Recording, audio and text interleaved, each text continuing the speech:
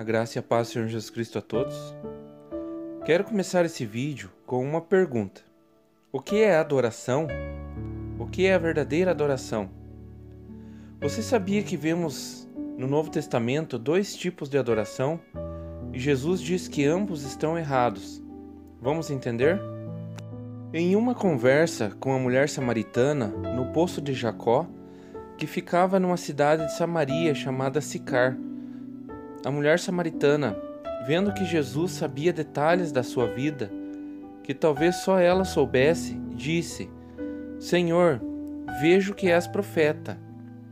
Então a mulher samaritana aproveitou para tirar uma dúvida que já existia naquela época, e pensando que Jesus era um profeta, servo do Senhor, saberia a resposta correta. Nossos pais adoraram neste monte, e vós dizeis que é em Jerusalém o lugar onde se deve adorar? Que monte é este ao qual a mulher se refere, dizendo que é ali que os samaritanos adoravam? Esta era a grande controvérsia entre judeus e samaritanos, onde deveria adorar? O monte ao qual ela se referia era o Monte Gerizim, enquanto os judeus diziam que a adoração deveria ser no Monte Moriá, onde havia sido construído o Templo de Jerusalém. Você sabia que cerca de 330 anos antes de Cristo, Sanbalate, governador da Samaria, aliou-se a Alexandre o Grande, que lhe permitiu que construísse um templo parecido com o de Jerusalém sobre o Monte Gerizim. Sanbalate constituiu seu genro Manassés como sumo sacerdote, e assim os samaritanos estabeleceram uma adoração no seu próprio templo, em suas terras. Ela diz: onde devemos adorar?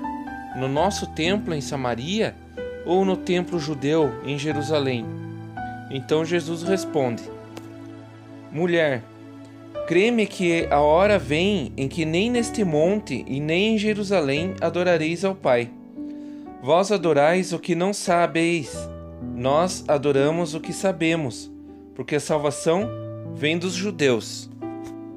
Então ele diz: acredite, está chegando a hora que nem neste templo de Samaria e nem no templo de Jerusalém vocês adorarão ao Pai.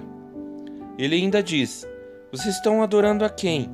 Nós adoramos em Jerusalém, pois foi profetizado muitas vezes que a salvação vem dos judeus. Então Jesus faz uma revelação que muitos interpretam errado, por não saber como os judeus adoravam. Mas a hora vem, e agora é, em que os verdadeiros adoradores adorarão o Pai em espírito e em verdade, porque o Pai procura a tais que assim o adorem. Deus é espírito, e importa que os que o adorem em espírito e em verdade. Jesus diz: esta hora já chegou, e entre o jeito samaritano de adorar e o jeito judeu de adorar, aparecerão alguns que adorarão ao Pai verdadeiramente, em espírito e em verdade. O que é adorar em espírito e em verdade?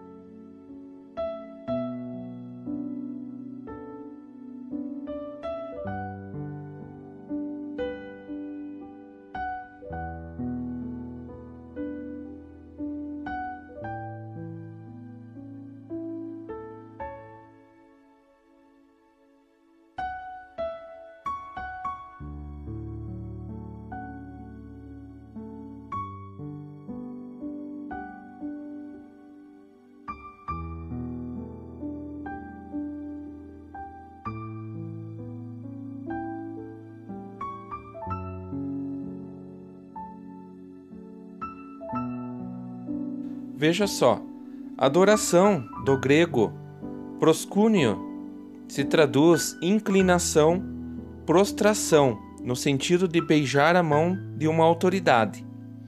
Mas no hebraico, shahá, se traduz respeito, reverência, admiração, elogio, no sentido de expressar o seu respeito e admiração por alguém. O livro de Salmos é cheio de exemplos. Davi foi o maior adorador. Nós vemos que adorar é o ato de prestar o seu respeito, a sua reverência e admiração, elogiando a Deus. Vamos ver alguns exemplos e tentar entender. Quando Jesus anda sobre as águas, em direção ao barco onde os apóstolos estavam, eles se assustam e Pedro pede para ir até Jesus. Mas quando esse sente o vento forte, teme e começa a afundar. Jesus o puxa pela mão, acalma o vento, e quando subiram no barco, então os apóstolos o adoram, dizendo: És verdadeiramente o Filho de Deus. Quando Jesus pergunta aos seus apóstolos: Quem vocês dizem que eu sou? E Pedro responde: Tu és o Cristo, o Filho do Deus vivo. E quando Jesus diz a Natanael que havia visto debaixo da figueira antes de Felipe chamá-lo, Natanael respondeu: Rabi, tu és o Filho de Deus, tu és o Rei de Israel. Marta, a irmã de Maria e de Lázaro, adorou a Jesus dizendo: Sim, Senhor, creio que tu és o Cristo, o Filho de Deus, que havia de vir ao mundo. Mateus capítulo 8 nos diz: E descendo ele do monte, seguiu uma grande multidão, e eis que veio um leproso e o adorou, dizendo: Senhor, se quiseres, podes tornar-me limpo. Primeiro, o leproso o reverenciou, prestou seu respeito, expressou sua admiração, reconhecendo que Jesus é o Senhor. E depois ele disse: Se quiseres, podes tornar-me limpo. E muitos outros, ao se aproximarem de Jesus, o adoraram, reconhecendo que ele era o Filho de Deus vivo, o Filho de Davi, o Messias esperado. A partir de Atos capítulo 2, muitos começaram a adorar em espírito, pois o receberam no batismo das águas, passando a ser templo do Espírito Santo, e em verdade, porque Cristo é toda a verdade, revelada pelo Espírito a todos nós. Quer adorar a Deus? Ergue suas mãos aos céus e declare que Cristo é o Filho do Deus vivo, o qual deu a si mesmo para nossa salvação. Reverencie com ações de graça e admiração. Expresse seus elogios a Ele. Declare seu amor, dando toda a glória e honra. Assim como vemos em Apocalipse 4, os 4 seres viventes incansavelmente adoram a Deus, dizendo: Santo, Santo, Santo é o Senhor Deus, o Todo-Poderoso, que eras, que és e que hás de vir. E também os 24 anciãos que estão diante do trono. E quando os seres viventes davam glória e honra e ações de graças ao que estava sentado sobre o trono, ao que vive para todo sempre, os 24 anciãos prostravam-se diante do que estava sentado sobre o trono.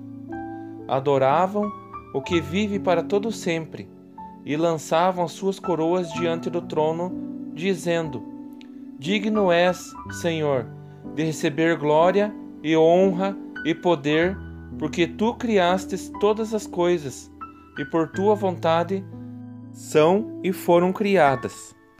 E também, Apocalipse capítulo 5, nós vemos milhares de anjos ao redor do trono que o adoram. E olhei e ouvi a voz de muitos anjos ao redor do trono, e dos seres, e dos anciãos, e era o número deles milhões de milhões e milhares de milhares, que com grande voz diziam: Digno é o Cordeiro, que foi morto, de receber o poder, e riquezas, e sabedoria, e força, e honra, e glória, e ações de graças. Amém? Pois só Ele é digno. Isso é adoração. A minha oração é para que você receba essa palavra e medite nela, que ela fique guardada em seu coração. Que Deus o abençoe em nome do Senhor Jesus.